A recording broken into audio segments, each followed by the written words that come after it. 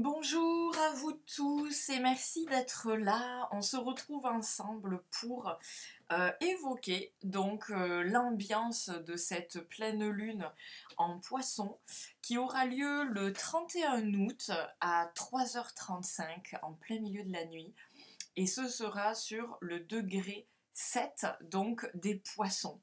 Alors, une pleine lune, comme vous le savez, c'est une opposition entre le Soleil, donc en ce moment, enfin à ce moment-là, qui sera en Vierge, et donc la Lune qui sera juste en face en Poisson.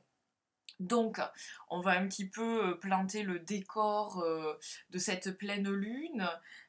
Donc, dans un premier temps, il s'avère que c'est une blue moon. Alors, c'est un terme, donc lune bleue, c'est un terme en fait qui désigne le fait qu'il y ait deux pleines lunes dans le même mois. C'est-à-dire qu'en 2023, au lieu d'avoir 12 12 pleines lunes, parce que 12 mois, donc au lieu d'en avoir une par mois, il s'avère que là, pour ce mois d'août, nous en avons deux. Donc on va avoir 13 pleines lunes cette année. C'est un phénomène relativement rare. Il arrive à peu près tous les 2-3 ans. Voilà, donc c'est une période, on va dire, un petit peu particulière. Et pour cette année, moi j'ai l'impression en fait qu'on met cette 13e, hein, on va dire ça, en tout cas cette pleine lune supplémentaire donc au mois d'août, elle vient un petit peu au moment où il y a beaucoup de planètes rétrogrades et peut-être que justement ces planètes rétrogrades qui nous poussent à l'intériorisation, qui nous poussent à aller plus loin dans notre compréhension, et bien au final, cette pleine lune vient nous aider hein, à mettre peut-être des choses encore plus en lumière, nous aide à prendre conscience encore plus de certaines choses. Donc une pleine lune, on va dire un petit peu cadeau. Hein, pour tout simplement avancer, mieux nous connecter à nous-mêmes, prendre soin de nous et avec cette pleine lune en Poisson, cheminer au maximum vers nos rêves, tant qu'à faire. Voilà, donc c'est sur le degré 7, cette pleine lune. Donc je t'invite hein, à prendre ton thème natal, tu regardes où se situe le degré 7 dans ton thème. Il tombe dans une maison. Et donc cette maison vient déterminer un domaine de vie, hein, un champ de vie en particulier. Donc voilà, tu peux le déterminer en lisant ta carte natale. Si tu ne sais pas le faire, il y a un tuto sur mon profil YouTube, je te mettrai le lien dans la description. Comme ça, je t'aide à te repérer sur ta carte natale, sur ton thème. Et puis voilà, tu pourras trouver le degré 7 et aller un petit peu plus loin dans l'interprétation de cette pleine lune. Voilà. Donc, eh bien, pleine lune, donc la lune est en Poisson, et pour être éclairée et briller de mille feux, elle est éclairée par notre ami le Soleil, qui est en Vierge, et en Vierge, actuellement, nous avons le grand phénomène de Mercure rétrograde. Et à ce propos, tu as aussi une vidéo sur mon profil si tu as envie d'aller plus loin dans la compréhension de Mercure rétrograde. Donc Mercure, lui, il rétrograde en Vierge. Donc lui, ça a commencé hein, le 23 août et ça se termine le 15 septembre. Donc cette énergie vierge, elle est pas mal mise en avant en ce moment. Donc l'énergie vierge, c'est une énergie de terre. Voilà, l'énergie de terre, c'est en lien avec le concret. La vierge, c'est aussi un principe de réalisation, hein, de matérialisation. Donc il y a beaucoup cette ambiance de travail, il y a une ambiance très studieuse avec l'énergie de la Vierge. Et ça tombe bien, c'est la rentrée. Donc on est dans la thématique, ça tombe pas là pour rien, n'est-ce pas? Et donc avec cette ambiance studieuse, il y a un côté, on est dans le détail, on est peut-être dans les to-do list, on est minutieux, on fait attention, on prépare, on anticipe. Voilà, il y a une énergie comme ça. Assez carré, assez organisé. Et donc, eh bien lui, Mercure rétrograde donc dans cette énergie de la Vierge, et Mercure est chez lui. Donc une pleine lune hein, avec cette énergie vierge sous le signe du mental, mais un mental qui cherche un petit peu malgré tout. Voilà, alors il est stimulé, notre mental, mais il a envie quand même un petit peu de calme. Et la rétrogradation de Mercure, elle nous pousse un peu à tourner au final notre mental, notre regard vers notre intériorité.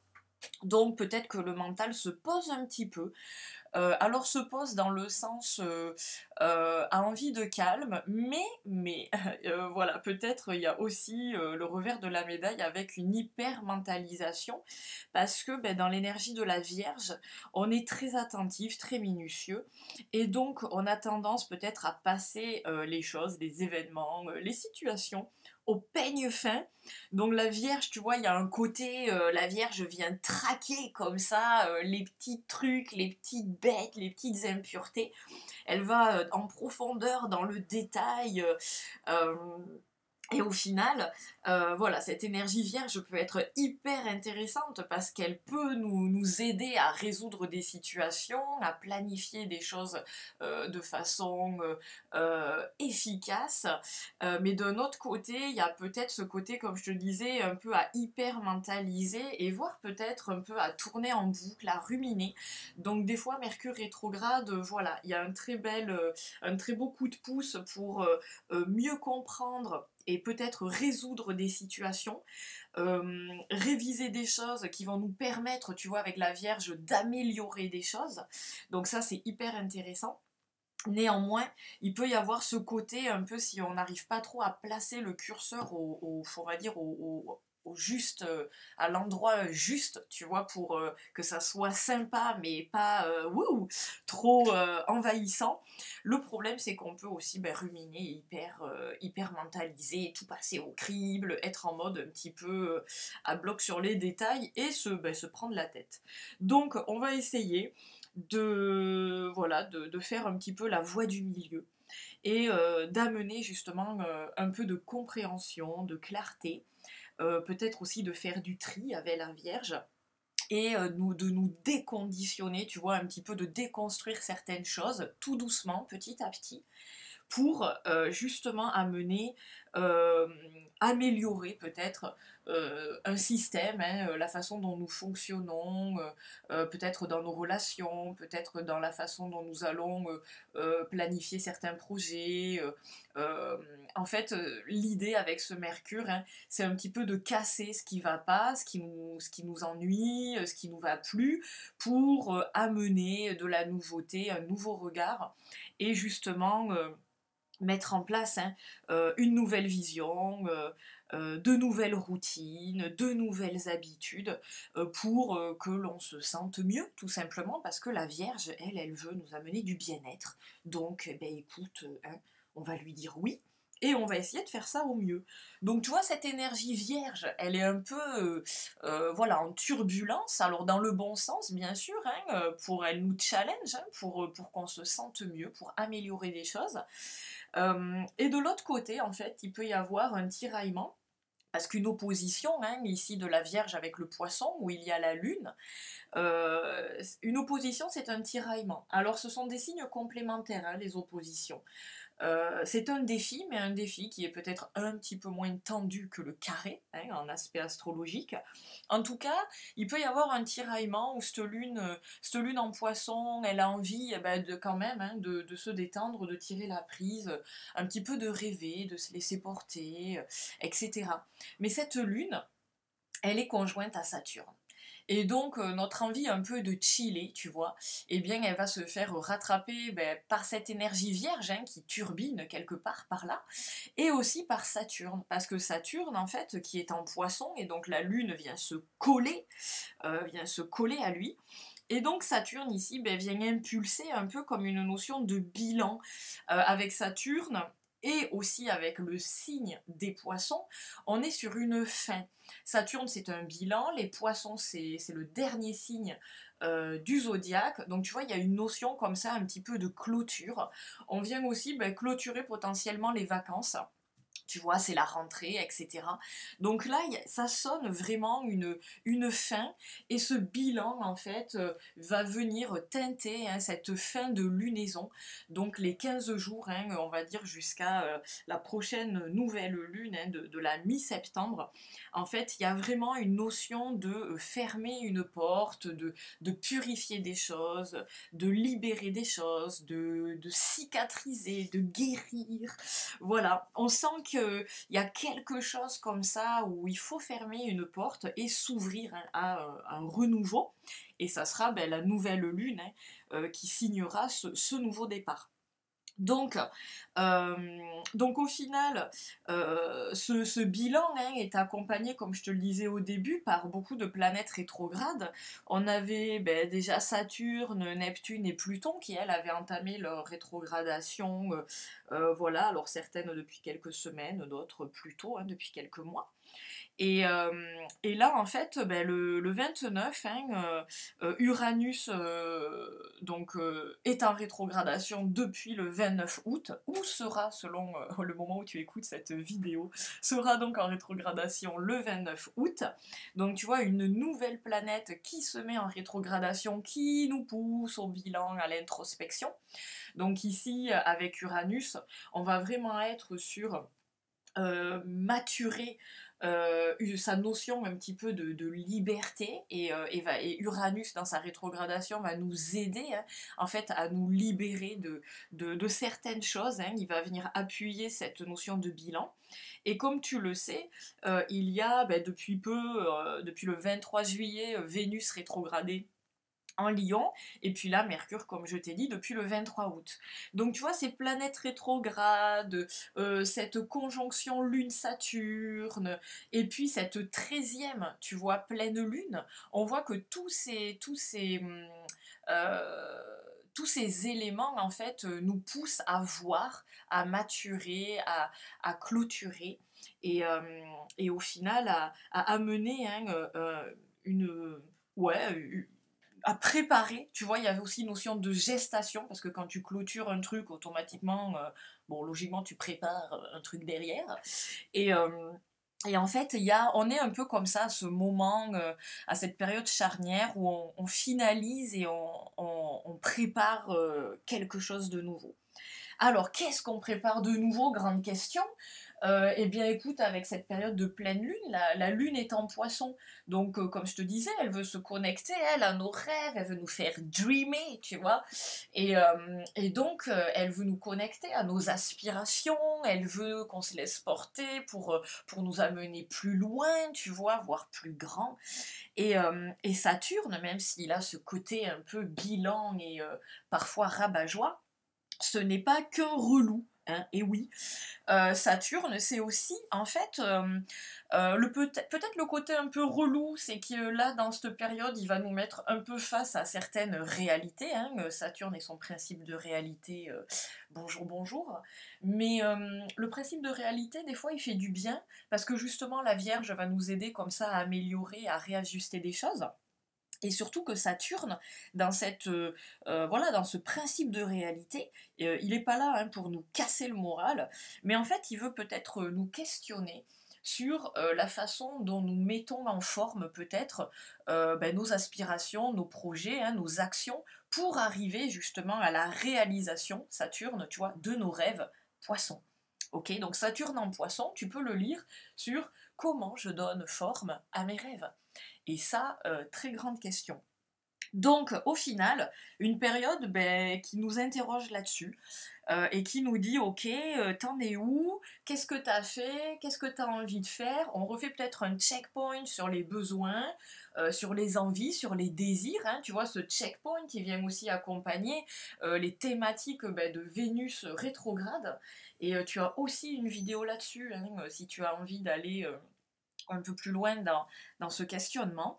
Et, euh, et en fait, vraiment, Saturne, lui, nous propose d'accompagner, donc à la fois ce côté bilan, mais aussi ce côté gestation, ce côté élaboration, ce côté comment je peux, qu'est-ce que je peux mettre en place pour concrétiser mes objectifs. Et il nous aide justement dans ce travail-là avec ben, ses qualités hein, de travailleur, ses qualités de persévérance. Il a aussi beaucoup de patience, Saturne. Alors ça laisse peut-être un peu présager ben, que ça va prendre du temps, qu'il va falloir être patient, qu'il va falloir taffer. Et voilà. Mais que si, je pense avec Saturne, il est un peu comme ça, si on fait ben, un petit peu le travail nécessaire et qu'on n'a pas peur de se retrousser les manches, au final, eh bien, nous pourrons en récolter les fruits. Voilà, donc pour pas te garder trop longtemps, juste je viens compléter cela avec le fait que il y a des planètes malgré tout directes, parce qu'il y a 6 planètes rétrogrades, mais il y a alors 4 planètes et astres directs, bon la Lune et le Soleil hein, qui ne rétrogradent jamais, et nous avons Mars et Jupiter qui sont directs. Alors, ce qui est chouette, c'est qu'en fait, tu vois, tu as Mars, le principe d'action, qui est direct. Tu as Jupiter, le principe d'expansion, c'est un peu le gros focus, c'est Mister Loop, tu vois, dont lui c'est vraiment waouh, toujours plus, donc lui il est direct. Le Soleil, qui est notre volonté, notre vitalité, tu vois, lui il nous porte, il nous pousse, donc bien sûr direct aussi. Et la Lune, bien évidemment, qui fait aussi son petit bonhomme de chemin. Donc si tu gardes on va dire, sans compter les astres, juste les planètes avec Mars et Jupiter, on a quand même des super planètes hyper boost qui nous soutiennent. Parce que, pourquoi Parce que pourquoi Vas-y. Alors, parce que on est avec Jupiter en taureau. Le taureau, énergie de terre, donc il vient soutenir l'énergie de la Vierge, bien sûr, hein. Et donc, je trouve qu'avec cette énergie taureau, Jupiter vient nous aider à nous connecter vraiment à notre bien-être, à écouter nos besoins, à nous connecter à ce qui nous fait plaisir, tu vois. Il vient activer un petit peu ce qui nous permet de ressentir une paix intérieure. Et ça, nous l'avons travaillé avec le nœud nord qui était en taureau, il n'y a pas si longtemps que ça, de janvier 2022 à juillet 2023. Tu vois, là, les nœuds lunaires ont changé juste le mois dernier, au mois de juillet.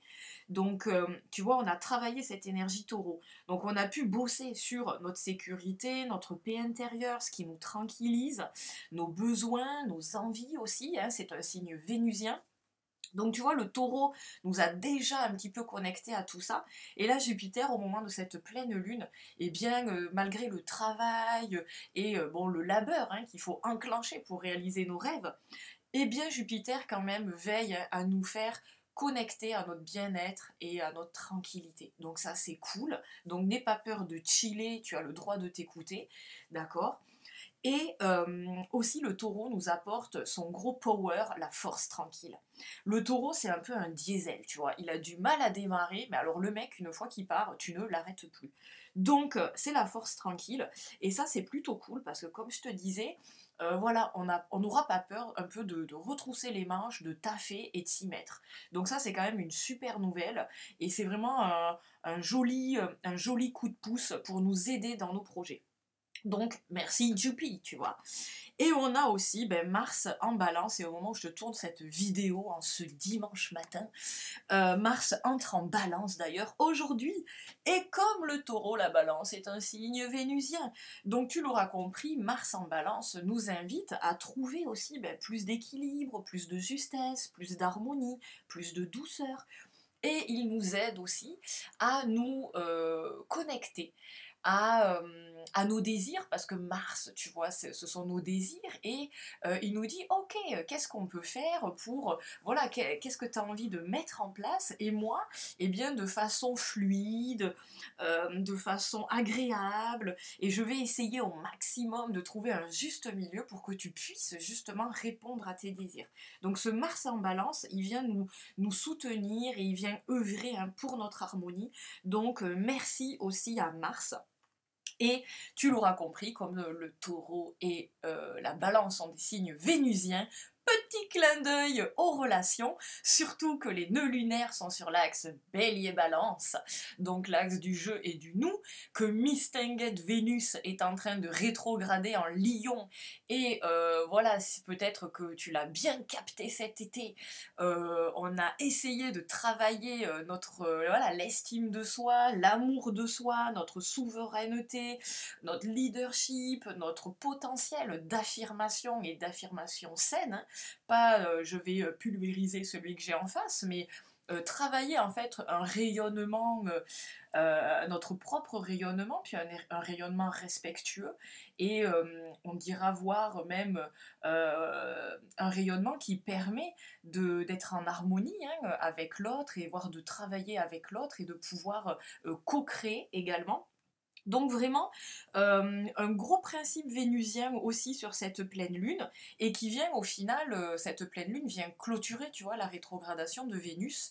Donc voilà, beaucoup, je pense, de compréhension en cette fin août, et je pense que cette période peut être très intéressante pour évoluer au sein de nos relations, dans notre bien-être personnel, c'est-à-dire mettre des choses en place pour nous sentir vraiment mieux, et aussi pour renouer avec un vrai amour de soi, prendre conscience de notre valeur, le fait aussi de vouloir développer nos talents, nos dons. Tout ça, ce sont des principes vénusiens qui vont être vraiment mis, je trouve, en valeur avec cette énergie poisson.